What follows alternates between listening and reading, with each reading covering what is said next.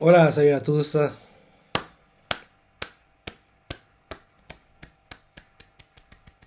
Très bon chapitre, hein, franchement. À 7 comme tu as fait la barre très, très, très, très, très. Autant de traits que tu veux. Haut, quoi. Très haut, quoi. Franchement, il a assuré. C'était un très bon chapitre après une semaine de pause. Et Kanki, c'est assure, mon gars. Il assure. Kanki assure, quoi. Il va beaucoup faire rigoler dans le chapitre, quoi. Et franchement, oui, il continue à nous surprendre, hein. Le bandit continue à nous surprendre. Donc oui, on s'est arrêté d'un chapitre en gros quand Ryuko comprend que, oui, quand il a berné. Quand il a berné, quoi, parce que oui, au dernier chapitre, il y a pas mal de focus sur, en gros, le temps, le soleil qui se déplace et ça. Et c'est seulement en clip de chapitre que Ryuko a compris que Kanki, en fait, tout ce qu'il tente de faire là, c'est gagner du temps. Il attend la tombée de la nuit pour, entre guillemets, en gros, révéler, montrer son niveau, quoi. Parce que oui, il sait que sur une plaine comme ça, oui, il n'a pas le niveau. Sur un terrain plat comme ça, en gros, contre beaucoup, quoi, il a pas le niveau. Il n'a pas le niveau, donc, en gros, il attendait que les choses soient favorables pour qu'il puisse, en gros, montrer son niveau, quoi. Et pour qu'il puisse montrer son niveau, faut qu'en gros, il fasse nuit, quoi. Donc, en gros, oui, en gros, au début du chapitre, au moment de la discussion entre Marron et puis Kanki, quoi, où Marron se plaint comme quoi, oui, qu'on continue d'agir comme ça, de façon stupide, c'est ça. Et Kanki fait, oui, qu'est-ce qui va arriver, Marron? Qu'est-ce qui va se passer? Et là, on fait, oui, si on continue comme ça, et là, Kanki lui fait, la nuit va tomber. La nuit va tomber. On le montre beaucoup que avec les gars anonymes, quoi, soldats anonymes autour de lui. Et il leur explique aussi, quoi. Et l'un d'eux choqué fait, quoi? Il attend le coucher du soleil? Et Riboku leur fait oui, quoi. Et on nous remontre ensuite la discussion entre Kanki et Marron. En gros, que Marron comprenne où ils vont en venir, quoi. Kanki pose comme question à Marron.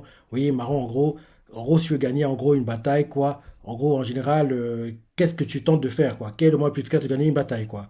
Marron réfléchit vite fait et il répond derrière que, en gros, pour gagner une bataille, le meilleur moyen de le faire, c'est de se battre sur un terrain où on a l'avantage, quoi. Et que, en gros, attirer l'adversaire dans un terrain, en gros, étroit, et en gros, dans le lieu difficile où, en gros, une grande armée ne pourra pas se déplacer, quoi. Un truc comme ça, quoi. Et là, derrière, on voit les gars anonymes qui ont font, mais il n'y a aucun endroit aussi favorable pour nous ici. Là, nous sommes sur le terrain que Riboko a choisi. C'est ça, il a préparé exprès pour nous. Donc, il n'y a aucune chance qu'on trouve un terrain aussi favorable, quoi. Et là, quand il a fait comprendre que les gars, vous vous trompez, il y en a un, ils comprennent pas. Et là, quand il explique à ses hommes que actuellement, leur avantage de l'armée de Zao, c'est que l'armée de Zao est une armée purement classique, quoi. Et que son armée, ce n'est pas le cas. En gros, ces deux armées-là sont des natures différentes. Et il y a un lieu où l'armée de Zao est forte et un lieu où elle est faible. Et en gros, en plein jour, sur en gros une plaine comme ça, ils sont forts, quoi. Ils pourront montrer tout leur potentiel, quoi.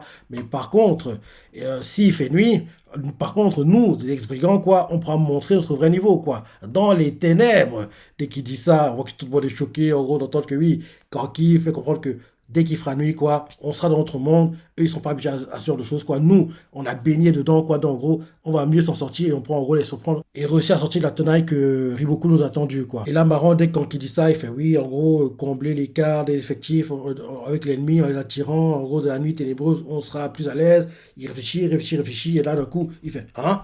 Donc, en gros, c'est pour ça que t'arrêtais pas d'attendre l'heure, en fait. C'est pour ça que t'arrêtais pas d'agir de façon stupide. T'agissais un peu comme quelqu'un qui, en gros, fait n'importe quoi. Donc, en gros, mais quand t'es venu une idée pareille, quoi. En gros, on voit que Marouane est choqué de voir qu'en gros, Kanki a pensé aussi loin, quoi. En gros, il a pensé à attendre la fin de la journée pour, en gros, déployer ses ailes, entre guillemets, quoi. Donc, Marouane fait, oui, mais quand t'es venu une telle idée, quoi. Prochain matin jusqu'à la tombée de la nuit.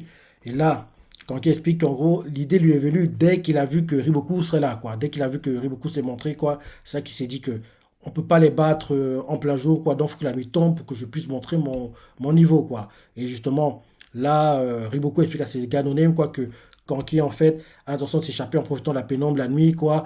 Et en gros, attendre le coucher du soleil, quoi. Que c'est un plan plutôt cohérent, quoi. C'est un plan plutôt cohérent.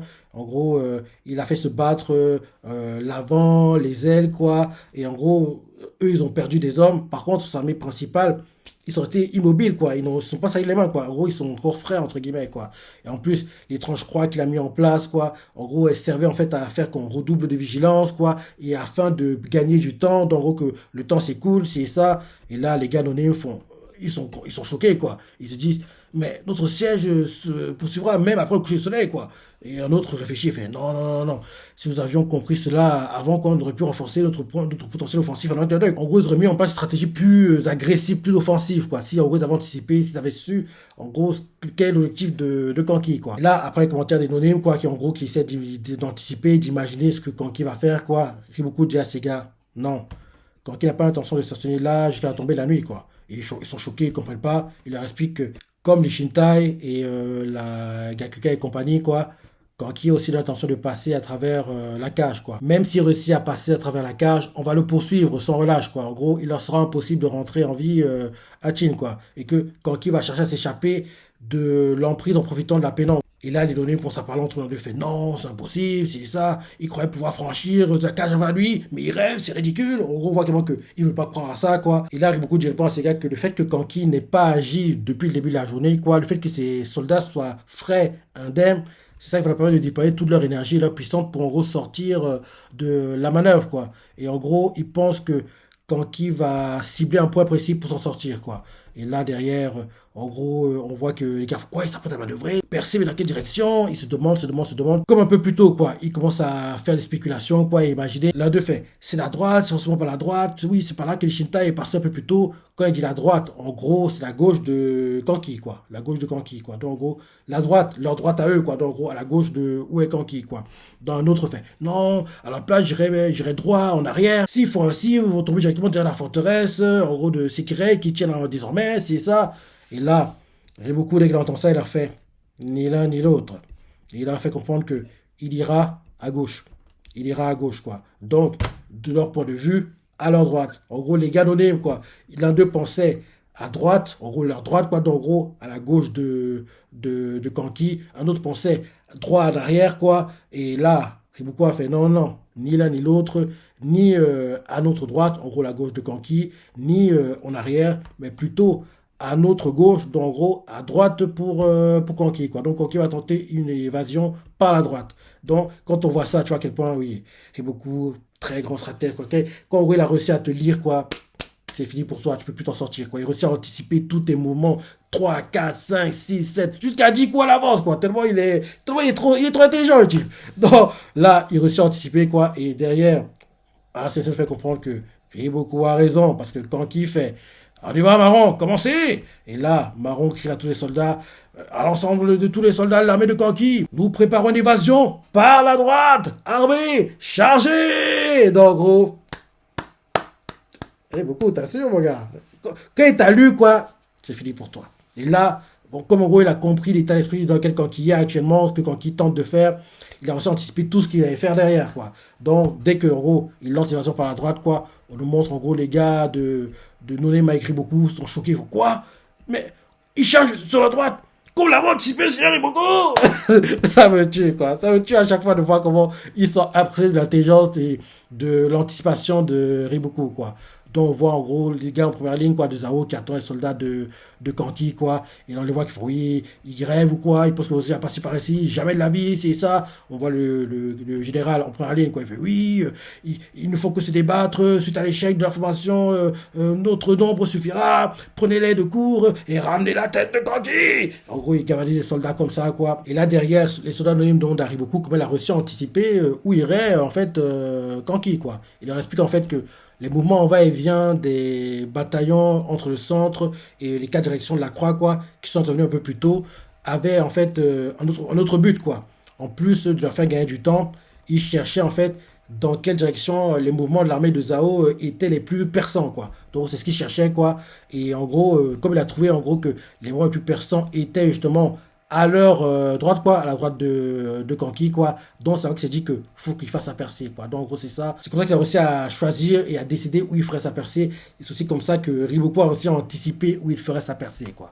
Donc c'est ça. En gros, on voit, il y a Koku, quoi, qui fonce, il se ferait un chemin. Au départ, ça avance plutôt bien, mais à un moment, il voit qu'elle est face à un mur, quoi. C'est compliqué, parce que oui, les soldats des autres sont très déterminés. Ils font, oui, vous foutez pas de nous, on va tous vous massacrer, tuez-les, non, laissez pas passer un seul, à mort. On voit qu'ils sont très déterminés, très galvanisés, quoi, prêts à tuer Kanki, quoi. Ils sont prêts à tout, quoi. Donc, en gros, ils sont très motivés, quoi. Très compliqué pour eux de se frayer un chemin. On voit les gars vers Kanki qui sont inquiets. Oui, marrant, la belle Coucou avançait, mais là, d'un coup, elle sort un mur, quoi. C'est compliqué de se frayer un chemin. On voit marrant qui fait, ne t'inquiète pas, je sais très bien, on a conservé nos forces jusqu'à maintenant, donc c'est maintenant qu'on doit montrer notre niveau, quoi. Parce que depuis le début de la bataille, on n'a pas fait grand chose. Là, en gros, on peut lâcher les chevaux et en gros, donner tout, quoi, pour réussir à se frayer un chemin. Donc derrière, il envoie l'armée de Ringoku, quoi, pour attaquer en deuxième vague, quoi. Rengoku gavadie ses soldats, Rengoku fait à ses soldats, boucher les interstices laissés par Goku, ne laissez pas vous tuer si facilement. En gros, il gavadie ses soldats, quoi, il cavale,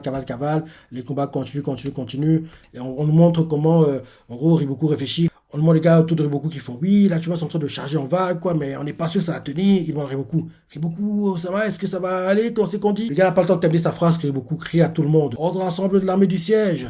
Kanki charge uniquement à droite pour sauver sa peau sans tenir compte de la confusion générale.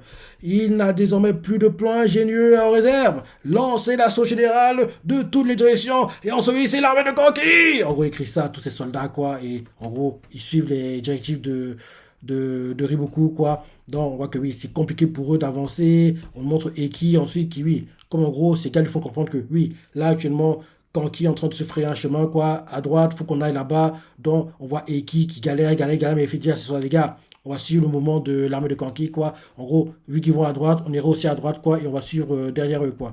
Donc, c'est ce qu'ils font. On nous montre Goku qui, en gros, est face à un mur. Rengoku, pareil, quoi. Ils n'arrivent pas à avancer. Et là, d'un coup, on nous montre des sabots, quoi. Le sabot d'un cheval, quoi. Le cheval, dès qu'il touche le sol se fissure, quoi.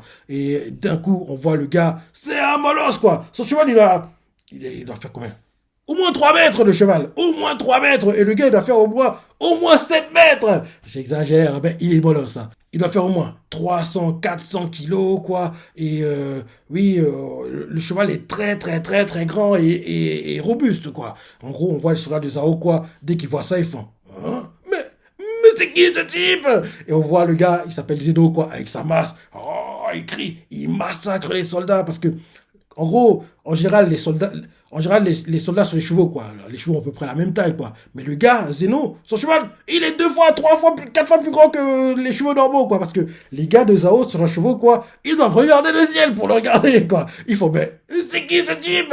Et là, derrière, il envoie sa masse, il les tabasse, il les tue, il fait un carnage, quoi. Il fait un carnage. Je vois les corps qui volent dans les airs, partie de corps, partie de tête de chevaux. Il tue. Il est inarrêtable, quoi. On nous montre Marron qui prie, qui le remercie, gars. On compte sur toi. On voulait justement t'emmener pour cette bataille parce que oui, tu sens le type pour ce genre de choses, quoi. Derrière, on nous montre Goku, Rengoku qui suivent en gros la percée de Zeno, quoi. Oui, il continue à suivre la percée, quoi. Et là, on voit avec Riboku, quoi, qui voient en fait que l'armée de Kanki était face à un mur, mais là, d'un coup, ils sont remis à avancer, quoi. Et en gros, ils sont en train de forcer le mur violemment, quoi. Et là, on les voit qui sont inquiets. Et là, on nous montre, en fait, les gars avec Riboku, ils demandent à Riboku si Riboku va envoyer Banadi, quoi. Parce que oui, un gars comme Zeno, quoi, il n'y a que Banadi qui peut l'arrêter, quoi. On voit Riboku qui réfléchit, quoi. Parce que oui, Zeno fait un carnage, hein. Il tue tellement, quoi. Il continue à massacrer. On demande même Futei, quoi, qui se demande, oui, quoi, est-ce que Banadi va être envoyé? Parce que oui, là, actuellement, s'il n'est pas envoyé, Zeno va continuer à faire un massacre et il va aussi à percer la tenaille et je ferai un chemin, quoi. Pareil, Kanye, selon ce que Riboku va faire, quoi. Et là, on nous montre, en gros, Kanki qui, en gros, suit le cortège, quoi. Et là, on voit les gars de Zao qui lui font, oui, Kanki est là, il est là, tuez-le! Kanki regarde le gars et il lui fait, dégage! Et elle lui tranche la tête, quoi.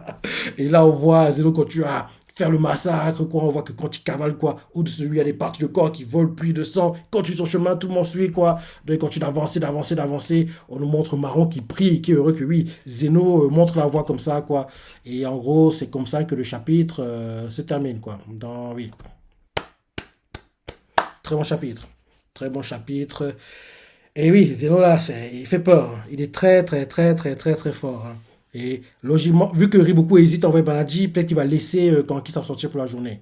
Parce qu'on voit clairement que, oui, si vous voulez en fait complètement le finir, quoi, il aurait dû envoyer Banadi, quoi. Mais juste là, actuellement, on voit qu'il réfléchit, il hésite, quoi. Donc peut-être qu'il va laisser Kanki s'ouvrir la journée, quoi. Mais le lendemain, il le finira, quoi. Peut-être c'est ce qu'il va tenter de faire.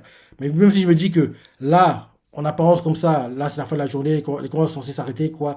Mais je me dis qu'en pleine nuit, il y aura aussi des actions qui seront menées, quoi. Peut-être qu'en gros, attaquer les provisions, si et ça, un peu à la Rapida Shinseju, quoi. Pendant la conquête de Gyo, quoi. Rapida a détruit les provisions de Qin, quoi. Il a détruit d'ailleurs, ils ont été forcés de demander au roi de Qi de leur envoyer des provisions, si et ça. Donc oui, rappelle-toi. En gros, là, j'ai hâte de voir ce qui va être décidé par Riboku parce que oui, il hésite à envoyer Banadi alors qu'il pourrait l'envoyer parce que Banadi contre Zeno, Zeno, je t'adore, tu es imposant, musculeux, molosse, quoi. Oui, en gros, t'as une grande présence, quoi. Mais Balandi, c'est pas n'importe qui, hein. Et Balandi, il va pas être tué par un no-name, entre guillemets, quoi. Donc, si Balandi est envoyé, ça veut dire que Zeno va mourir, quoi.